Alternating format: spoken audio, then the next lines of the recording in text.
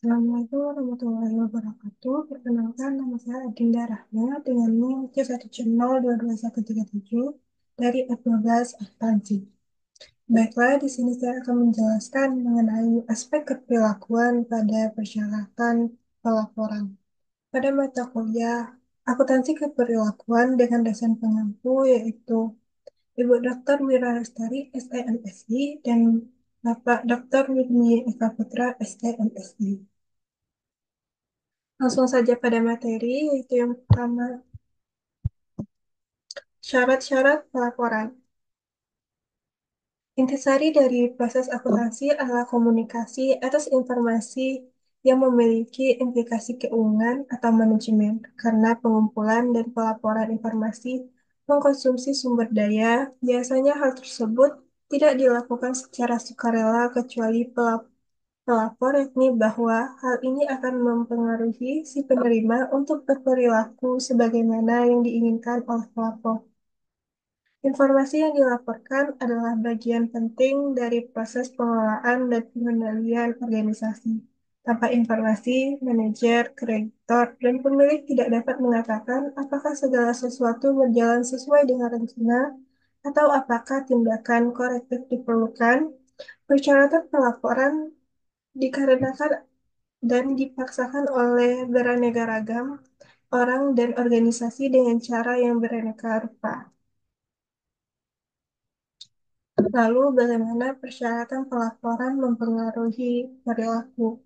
Persyaratan pelaporan dapat mempengaruhi perilaku pelaporan dalam beberapa cara, antara lain yang pertama itu antisipasi penggunaan informasi.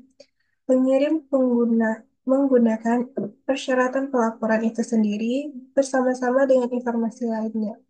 Mereka yakin akan mengarah pada hasil yang mereka inginkan. Pengirim informasi tersebut mencoba untuk menyimpulkan bagaimana penerima informasi akan menggunakan dan bereaksi terhadap informasi yang disediakan.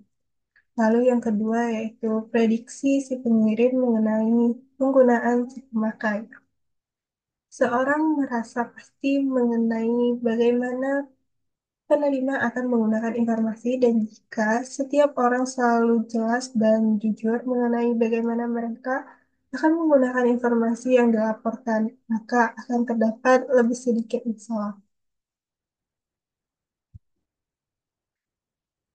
Lalu yang ketiga ada insentif atau sanksi.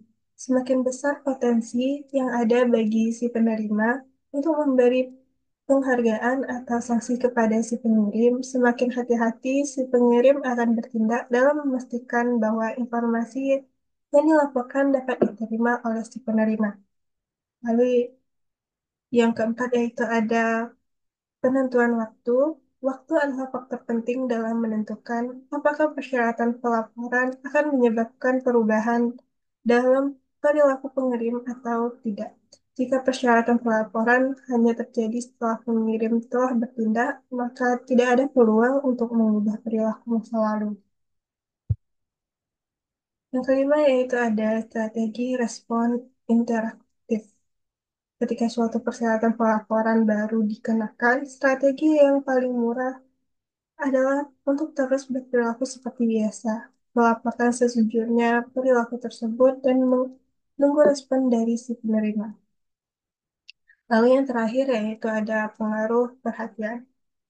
Dampak mengarahkan perhatian dapat dianggap sebagai dampak dari persyaratan dan bukannya dampak dari pelaporan informasi, karena dampak tersebut timbul dari kepentingan pengirim itu sendiri dan tidak bergantung pada informasi yang dilaporkan kepada siapapun. Selanjutnya yaitu ada dampak dari persyaratan pelaporan.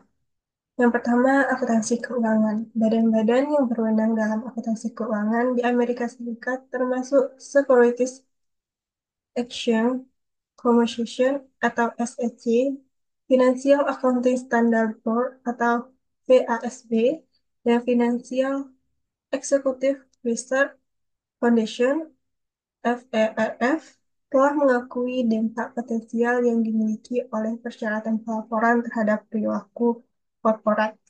Lalu yang kedua, akuntansi perpajakan. Akuntansi perpajakan berperilaku keperilakuan merupakan bidang yang relatif masih belum dieksplorasi, tetapi bidang tersebut tentu saja merupakan bidang yang sensitif dalam kaitannya dengan persyaratan pelaporan. Lalu yang keempat, akuntansi sosial. Akuntansi sosial eksternal masih bersifat sukarela, maka tidak terdapat dampak apapun terhadap persyaratan pelaporan. Meskipun masih terdapat dampak terhadap pelaporan secara sukarela. Selanjutnya, akuntansi manajemen. Manajemen dapat memperlakukan persyaratan pelaporan internal apapun yang diinginkannya kepada bawahan. Pos-pos yang dilaporkan secara internal dapat bersifat keuangan, operasional, sosial, atau suatu kombinasi. Lalu ada penilaian dampak terhadap pengirim informasi. Terdapat banyak cara untuk menilai dampak dari persyaratan pelaporan terhadap pengirim informasi. Yang paling tersedia adalah pengambilan keputusan deduktif yang melibatkan pemikiran secara hati-hati mengenai bagaimana persyaratan pelaporan akan berinteraksi dengan kekuatan-kekuatan motivasional lainnya digunakan untuk membentuk perilaku manajer. Teknik ini sebaiknya selalu digunakan sebelum memberlakukan suatu persyaratan pelaporan. Baiklah, sekianlah penjelasan dari saya mengenai materi aspek keperilakuan pada persyaratan pelaporan.